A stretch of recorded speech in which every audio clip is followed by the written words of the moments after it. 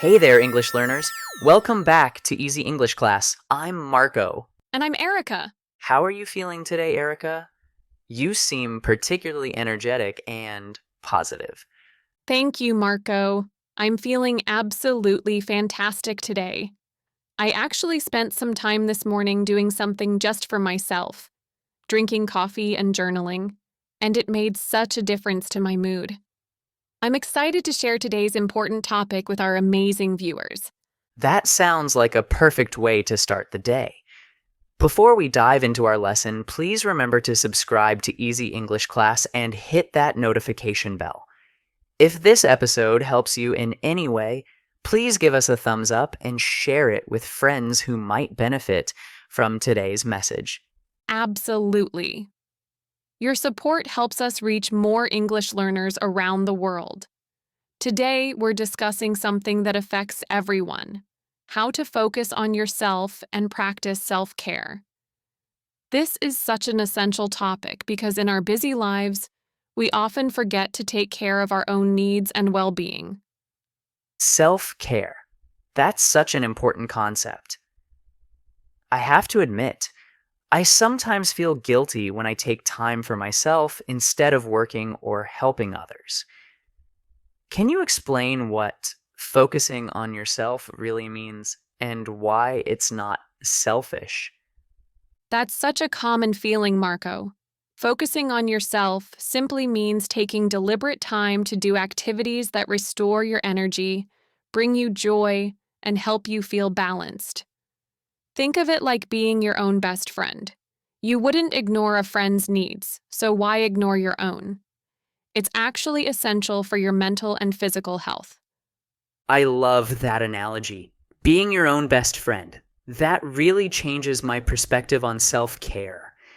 So, what are some practical, simple ways that people can start focusing on themselves?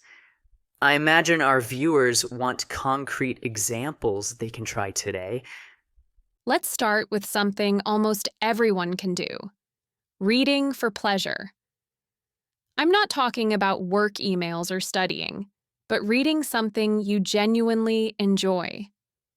It could be mystery novels, romance books, science fiction, or even graphic novels. Whatever makes you feel engaged and relaxed. Reading is such a peaceful activity. I personally love reading biographical books about successful entrepreneurs and historical figures. When I read, it feels like I'm in my own little world, completely disconnected from work stress and daily worries. Even 15 minutes with a good book can completely shift my mood. Exactly. Reading creates that mental space where you can just be present with the story or information. Another simple but powerful activity is taking walks, especially in natural settings. I try to walk around my neighborhood park at least 3 times a week, and it never fails to clear my head and boost my energy. Walking is incredible for both physical and mental health. I love taking evening walks through the city center, especially when the lights are coming on. Sometimes I listen to podcasts about personal development, and other times I just enjoy the sounds of the city and let my mind wander freely. It's amazing how different you feel after even a 20-minute walk. That sounds wonderful.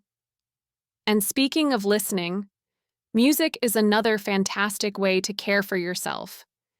Different types of music can completely transform your emotional state. When I need motivation, I put on upbeat electronic music. But when I want to relax after a stressful day, I choose classical guitar or ambient music. Music is so powerful for mood regulation. I've discovered that jazz music helps me focus when I'm working, while folk rock makes me feel more optimistic and creative. It's fascinating how we can literally change our brain chemistry just by choosing the right playlist for our current needs. Absolutely. Now, let's talk about hobbies. Activities you do purely for enjoyment, not because you have to. I'm passionate about photography, especially capturing street scenes and architecture. When I'm behind my camera, I'm completely absorbed in the moment, looking for interesting angles and lighting. It's like meditation in action. Photography sounds incredibly fulfilling.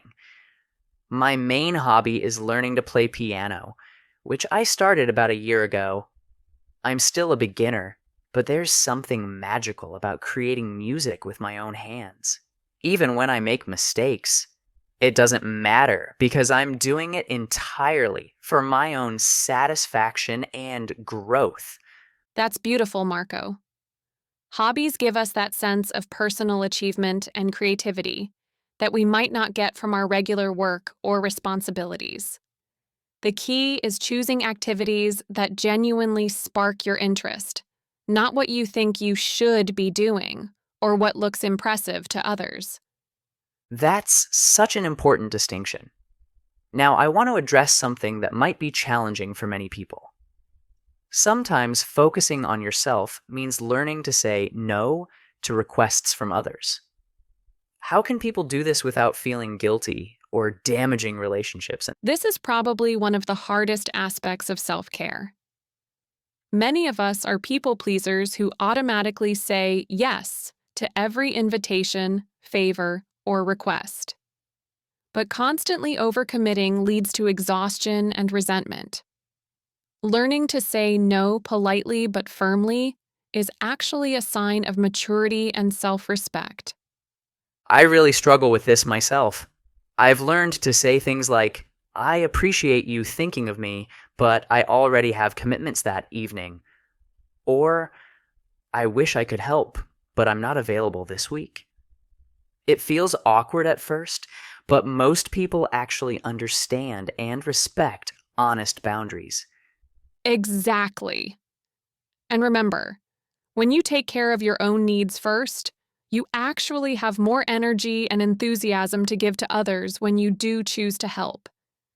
It's like the airplane safety instruction. Put on your own oxygen mask before helping others. You can't pour from an empty cup. That's such a practical way to think about it. Speaking of filling your cup, let's talk about something fundamental: sleep. I know many people, including myself, sometimes sacrifice sleep to get more things done, but I've realized that good sleep is actually one of the most important forms of self-care. Sleep is absolutely crucial. When I get 7 to 8 hours of quality sleep, I wake up feeling clear-minded, emotionally stable, and physically energized. But when I only get 5 or 6 hours, everything feels more difficult. Work problems seem bigger, I'm more irritable with friends, and I make poorer decisions throughout the day. I've noticed the same pattern in my own life. I used to think staying up late to be productive was virtuous, but now I realize that going to bed at a reasonable hour is actually an investment in tomorrow's success. Good sleep improves creativity, memory, immune function, and emotional regulation. It's like a miracle cure that costs nothing. Exactly. And creating a bedtime routine can be its own form of self-care. I like to turn off screens an hour before bed, maybe take a warm shower, and do some light stretching. It signals to my body and mind that it's time to transition from the busy day to peaceful rest. That sounds like such a nurturing routine. Now, I want to mention one more simple but powerful practice: spending time in silence. In our noisy, constantly connected world, just sitting quietly for a few minutes can be incredibly restorative. No phone, no music, no conversation. Just you and your thoughts. I love this practice. Sometimes I sit on my balcony in the early morning with a cup of herbal tea and just watch the sunrise. Other times I find a quiet spot in a local park and observe the trees or clouds. These moments of stillness help me reconnect with myself and remember what actually matters to me. Those sound like precious moments. I've been experimenting with brief meditation sessions. Even just 5 minutes of focusing on my breathing can reset my entire mindset. It's amazing how something so simple can be so effective for reducing stress and increasing clarity. And the beautiful thing about all these practices, reading, walking, music, hobbies, setting boundaries, sleep, and quiet time, is that they don't require expensive equipment or special training. They're accessible to almost everyone, regardless of budget or schedule constraints. That's such an important point. Self care doesn't have to mean expensive spa days or luxury vacations. Some of the most effective practices cost nothing and can be done anywhere. It's really about making intentional choices to prioritize your own well being on a regular basis. Exactly. And I want to address a common misconception. Taking time for yourself is not selfish or lazy. When you're well rested, emotionally balanced, and personally fulfilled, you actually become a better friend, family member, colleague, and community member. Self care benefits everyone in your life. That's so true.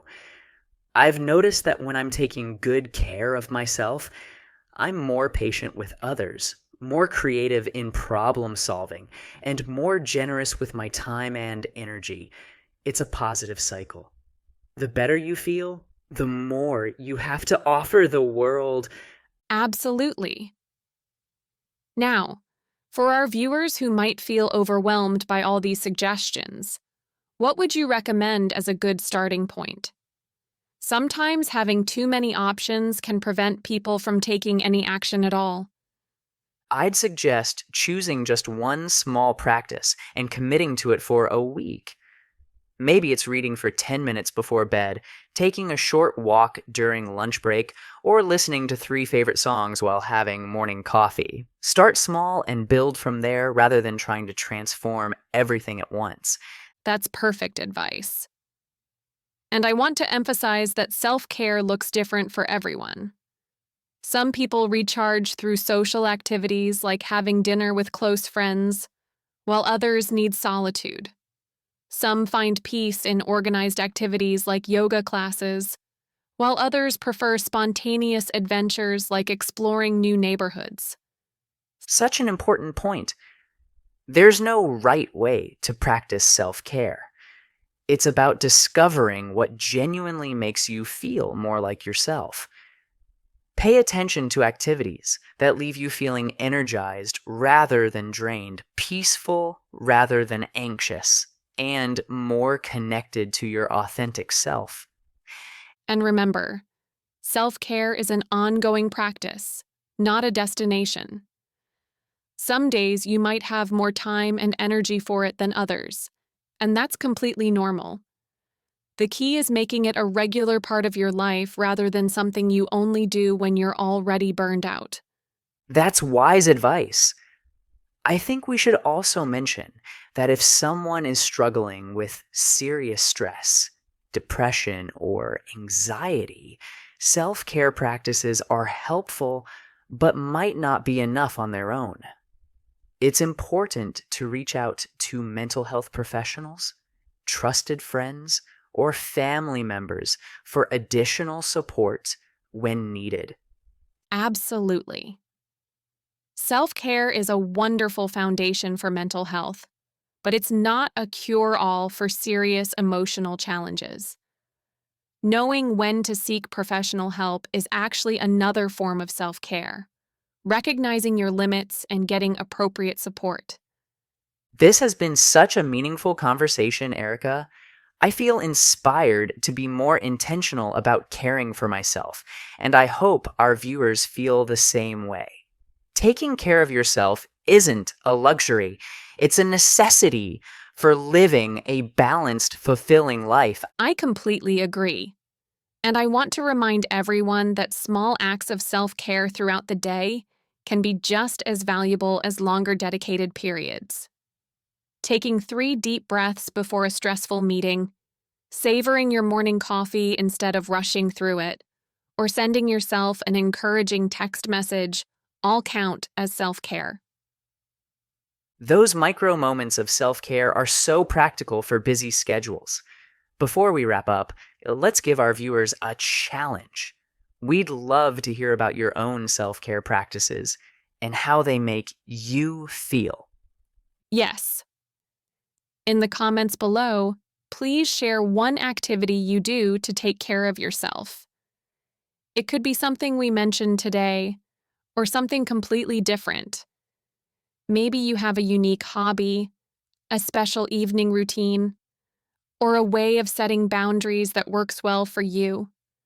We read every comment and love learning from our community. Your ideas might inspire other viewers to try new approaches to self-care. There's so much wisdom in our audience, and sharing these practices creates a supportive environment for everyone's growth. This conversation has been so enriching, Marco.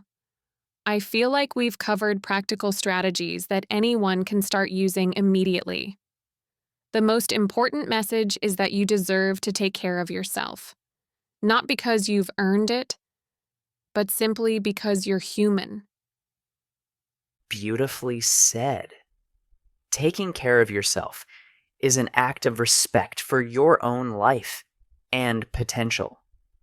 When you're at your best, you can contribute more meaningfully to your relationships, work, and community. It's truly a gift to everyone around you.